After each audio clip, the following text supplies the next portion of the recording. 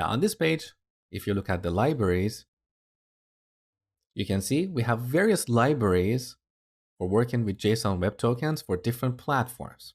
So we have it for .NET, Python, Node, and so on. So back in the terminal, let's install JSON Web Token. So the version I'm using is 8.1.1. Now here in our auth module, before returning the response, we need to create a new JSON Web Token. So first we need to import this new JSON Web Token module. So on the top, let's import JSON Web Token and store it in a constant called JWT. Now, back in our route handler, here we call JWT.sign. Now here we pass a payload, which can be a simple string or an object like what we have here. So the properties we put in this object is entirely up to us. So in our application for now, I want the payload of our JSON Web Tokens to look like this. So an object with only one property, underline ID, which we set to user.underline_ID. So that's our payload. Now as the second argument, we need to pass a secret or private key. And this private key is used to create that digital signature.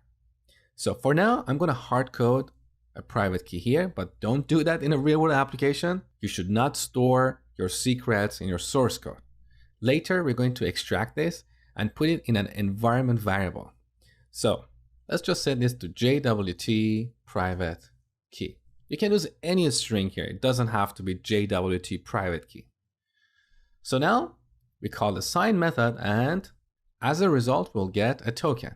So let's store it in this token. And finally, we can return this token to the client. Simple as that.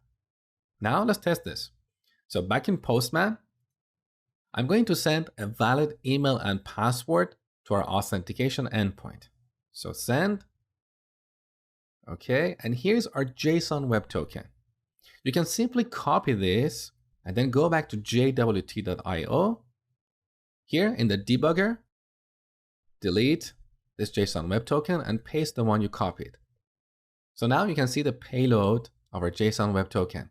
We have our underline ID property, which we set. That's the object ID for a MongoDB document. We also have I@, which is the time this token was created. We can use this to determine the age of a JWT.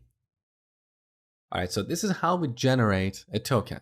In the next lecture, I'm going to show you how to move this private key into an environment variable.